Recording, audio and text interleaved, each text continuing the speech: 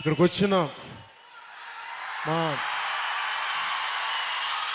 అభిమానులకి,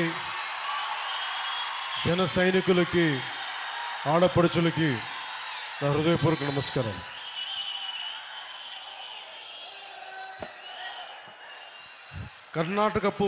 ಕರ್ನಾಟಕವು ಅದ್ಭುತ ಪರಂಪರೆ, ಸಂಸ್ಕೃತಿ ಮತ್ತು ಹಲವು ಪ್ರತಿಭೆಗಳಿರುವ ನಾಡು. ಜಗತ್ತಿಗೆ ಅವರ ಇಂಜಿನಿಯರಿಂಗ್ ತೇಜಸ್ಸು ಮತ್ತು ದೃಷ್ಟಿಕೋನದಿಂದ ಭಾರತದ ಮೂಲ ಸೌಕರ್ಯವನ್ನು ಬದಲಿಸಿದ ಭಾರತ ರತ್ನ ಮೋಕ್ಷಗುಂಡಂ ವಿಶ್ವೇಶ್ವರಯ್ಯಂತಹ ಮತ್ತು ಅವರ ರಚನೆಗಳ ಮೂಲಕ ಮಾನವೀಯತೆ, ಸಮಾನತೆ ಮತ್ತು ಸಾಮಾಜಿಕ ನ್ಯಾಯದಂತಹ ಮೌಲ್ಯಗಳನ್ನು ತಲೆಮಾರುಗಳಿಗೆ ಪ್ರೇರಣೆ ಕೊಟ್ಟಿರುವ ಪ್ರಸಿದ್ಧ ಕವಿಗಳಾದ ರಾಷ್ಟ್ರಕವಿ ಕುಪ್ಪಳಿ ವೆಂಕಟಪ್ಪ ಪುಟ್ಟಪ್ಪ ಕುವೆಂಪು ಅವರಂತಹ ಮಹನೀಯರನ್ನು ಕೊಟ್ಟಿರುವ ನಾಡು. ಕರ್ನಾಟಕದ ಜನರು ಯಾವಾಗಲೂ ತಮ್ಮ ಶ್ರಮ, ಸೃಜನಶೀಲತೆ ಮತ್ತು ಪ್ರಗತಿಯ ಕಡೆಗೆ ಪ್ರತಿಬದ್ಧ ಇರುವವರು.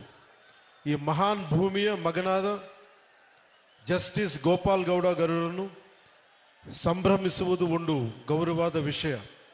ಅವರ ಜೀವನ ಮತ್ತು ಕಾರ್ಯ ಕರ್ನಾಟಕವು ನೂರಾರು ವರ್ಷಗಳಿಂದ ಪಾಲಿಸಿರುವ ನಿಷ್ಠೆ ಮತ್ತು ಸೇವೆಯ ಮೌಲ್ಯಗಳನ್ನು ಪ್ರತಿಬಿಂಬಿಸುತ್ತವೆ.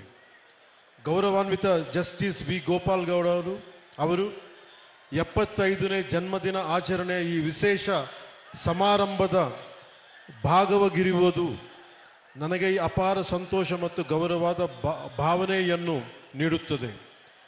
ಅವರು ಭಾರತೀಯ ನ್ಯಾಯ ವ್ಯವಸ್ಥೆಯಲ್ಲಿ ಬಹು ಗೌರವನೀಯ ವ್ಯಕ್ತಿತ್ವಗಳಲ್ಲಿ ಒಬ್ಬರು.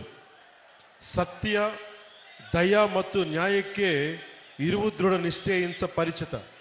ಮನಸ್ಸಾಕ್ಷಿಗೆ ಅನುಸರಿಸಿ ನಡೆದರ ನ್ಯಾಯ ಹೇಗೆ ಜೀವನಗಳನ್ನು ಬದಲಬಲಿಸಬಹುದು ಎಂಬುದಕ್ಕೆ ಅವರು ನಿಜವಾದ ಉದಾಹರಣೆ.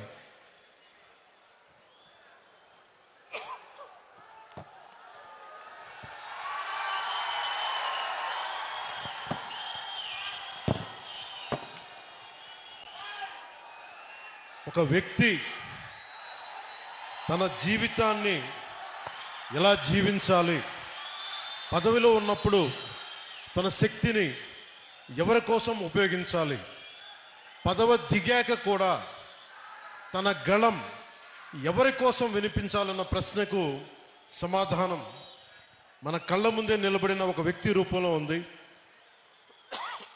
ఆయనే జస్టిస్ వి గోపాల్ గౌడ గారు. ఆయనకు జనసేన తరపున, ప్రజల తరపున నా హృదయపూర్వక జన్మదిన శుభాకాంక్షలు. జస్టిస్ గోపాల్ గౌడ గారు కేవలం న్యాయమూర్తి కాదు, ఆయన కర్ణాటకలోని చిక్బళ్ళాపూర్ జిల్లా పీడూరు అనే గ్రామంలో పుట్టిన ఒక రైతు బిడ్డ. మణ్ వాసన అంటాం తమిళ్లో, మట్టి వాసన, కష్టం విలువ తెలిసిన నేపథ్యమే ఆయన లేబర్ ప్రో పూర్ న్యాయమూర్తిగా మార్చింది. ఆయన డిగ్రీ అయినాక 75లో న్యాయవాదిగా నమోదయ్యారు. కానీ కోర్టుల్లో వారు అడుగుపెట్టింది కేవలం ఫీజుల కోసం కాదు, సగటు ప్రజల కోసం న్యాయం జరగాలన్న తపన. బెంగళూరు మహానగర పాలిక స్టాండింగ్ కౌన్సిల్గా పనిచేసిన, లా కాలేజీల్లో ప్రొఫెసర్గా పాఠాలు చెప్పిన ఆయన దృష్టి ఎప్పుడూ కార్మికుల, కర్షకుల సమస్యలపైనే ఉండేది. న్యాయ చరిత్రలో మైలురాళ్ళు జస్టిస్ గోపాల్ గౌడ గారు న్యాయపీఠంపై కూర్చున్నప్పుడు అది ధర్మాసనమైంది. ఆయన తీర్పులు చాలా ధైర్యంగా, నిక్కచ్చిగా ఉంటాయి. ఉదాహరణకి ఒక చిన్న ఉదాహరణకి వైద్య నిర్లక్ష్యంపై దేశంలోనే అతిపెద్ద నష్టపరిహారం డాక్టర్ కునాల్ సాహా కేసులో ఆయన ఇచ్చిన తీర్పును మర్చిపోలేదు. డాక్టర్ల నిర్లక్ష్యం వల్ల మరణించిన ఒక భార్యకు న్యాయం చేస్తూ 6,08,00,000 నష్టపరిహారం ఇప్పించిన మహానుభావులకు జడ్జిగా.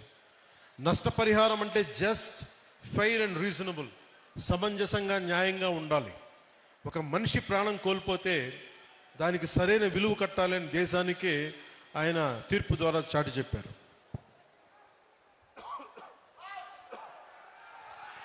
కార్మికుడికి రక్షణ, ఒక హైకోర్టు తీర్పును కొట్టివేస్తూ కార్మికుడికి అక్రమ తొలగింపునకు పరిహారం బదులు ఉద్యోగం పునరుద్ధరణ, రీఇన్స్టేట్మెంట్ తప్పనిసరి అని తేల్చి చెప్పారు. కార్మికుడికి ఉద్యోగం అంటే కేవలం జీతం కాదు, అది అతని గౌరవం, అతని భద్రత నిరూపించారు. రైతు భూముల్ని ఒక రక్షకులు వారు. పాత చట్టాల పేరుతో రైతుల భూముల్ని లాక్కోవటం ఎంతవరకు ధర్మం? భూసేకరణ చట్టం 2013లోని సెక్షన్ 24 పారాగ్రాఫ్ 2ను పటిష్టంగా అమలు చేస్తూ 5 ఏళ్లుగా పరిహారం చెల్లించని రైతుల భూములను అక్విజిషన్ ల్యాప్స్ చేసి తిరిగి వారికి అప్పగించారు. రైట్ టు లైఫ్ అంటే జీవించే హక్కు అంటే జీవనోపాధి అని, రైట్ టు లైవ్లీహుడ్ అని ప్రభుత్వాలకి చాలా సున్నితంగా హెచ్చరించారు. అలాగే నాకు ప్రత్యేకించి జనసేన సిద్ధాంతాలకి ఆయన చాలా బలమైన సపోర్టర్, బలమైన మద్దతుదారు. జస్టిస్ గోపాల్ గౌడ గారు అంటే కేవలం రిటైర్డ్ సుప్రీంకోర్టు జడ్జి కాదు, ఆయన నేటికి ఏ పాలకుల్లో ఏ తప్పులు ఉన్నా కానీ రాజ్యాంగ ఉల్లంఘనలపై నిర్భయంగా గళమెత్తుతున్న ఒక నిత్య పోరాట యోధులు. ఆయన జనసేన సిద్ధాంతాలను, విలువలను ఎంతో గౌరవిస్తారు. అందుకే చాలా పరిస్థితుల్లో మేము చేసిన పోరాటంలో ఆయన పాలు పంచుకున్నారు.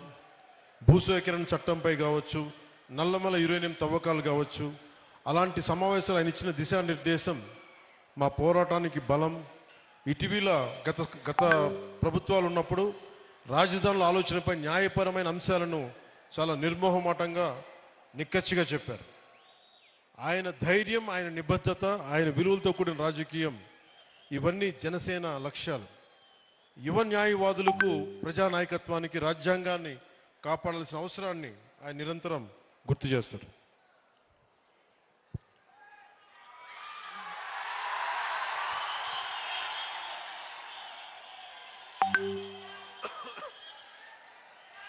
జస్టిస్ గోపాలగౌడ గారికి నాకు కామనాలిటీ ఏంటంటే యువత, మహిళలు, రైతు, కర్షకులు, అలాగే పర్యావరణం.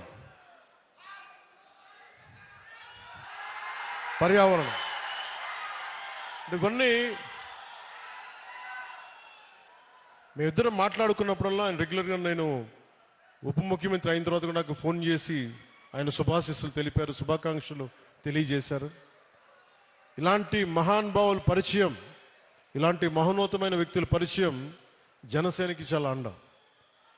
నాకేం అవసరం లేదు, మన భవిష్యత్తు కోసం, మన బిడ్డల భవిష్యత్తు కోసం, మీ తరాల భవిష్యత్తు కోసం.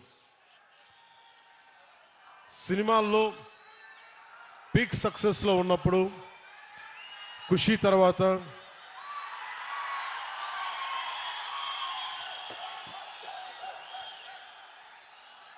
నేను ఒకటే ఆలోచించాను.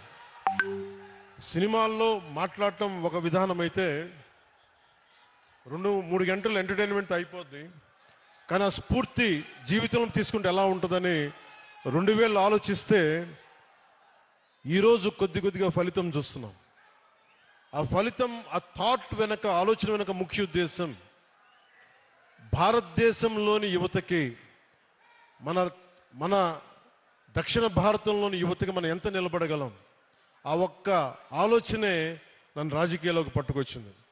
అలా రాజకీయాల్లోకి వచ్చినప్పుడు గోపాల్ గౌడ గారు లాంటి వ్యక్తులు నిరాశ నిస్పృహతో ఉన్నప్పుడు, ఓడిపోయినప్పుడు నా భుజం తట్టి నువ్వు బలంగా ఉండు, మంచి రోజులు వస్తాయని చెప్పిన బలమైన వ్యక్తి నాకు.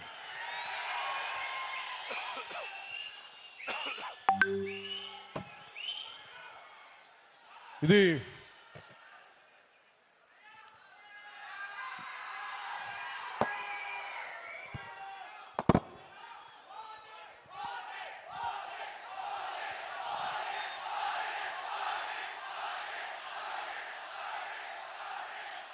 ఈ సందర్భంలో సినిమాలు ఇవన్నీ ఆనందం, మంచిది. కానీ మనకి సినిమాకి వెళ్ళి చూడాలన్నా పర్యావరణం కానీ అలాగే కుల కట్టుబాట్లని ఛేదించి కులాల్ని దాటి మనం భారతీయులుగా ముందుకెళ్ళాలి. ఇలాంటివన్నీ కూడా నాకు గోపాల్ గౌడ గారి సంభాషణలు దొర్లుతూ ఉంటాయి. అలాగే ఇక్కడికి రాగానే చాలామంది పెద్దలంతా మాట్లాడారు. ఇక్కడ మనకి నీటి సమస్య ఉందని, పెన్నార్ మరియు పలార్ నదీ పరివాహక ప్రాంతం మీద 10,000 చదరపు కిలోమీటర్ల వరకు విస్తరించి ఉంది మన పూర్వపు కోలార్ ప్రాంతం. ఒకప్పుడు ఇది సిటీ ఆఫ్ లేక్స్, సరస్సుల నగరంగా పేరుగాంచిన బెంగళూరుకి దగ్గరలో ఉన్న ఈ కోలార్ ప్రాంతంలో దాదాపు 5,000 పైగా చెరువులు ఉన్నాయి. ఈ ప్రాంతం మన దక్షిణాసియా ఖండంలోనే ఎక్కువగా సరస్సులు చెరువులు కలిగి ఉన్న ప్రాంతం.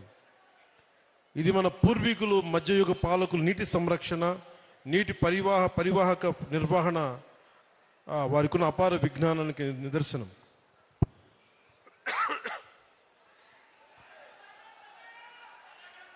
అలాగే ఇది మన జిల్లాలన్నీ కూడా ల్యాండ్ లాక్ రీజియన్స్ కాబట్టి నీటిని అందించడం మీద ఎలాంటి చర్యలు చేపట్టాలి అనేది చాలా బలంగా మాట్లాడారు అందరూ. దానికి సంబంధించిన ఇన్ఫర్మేషన్ కూడా ఇచ్చారు. అలాగే కోలార్, చిక్బళ్ళాపూర్ జిల్లాలు బెంగళూరుకు ఆహారాన్ని అందించే అక్షయ పాత్ర ఈ రోజున నీటి ఎద్దడితో ఇబ్బంది పడుతూ ఉన్నారు. దీనికి సంబంధించి సోదర భావంతో మీ సమస్యని పరిష్కరించడం కోసం ఒక ప్రయత్నం చేస్తారని మీకు తెలియజేసుకుంటా ఉన్నాను.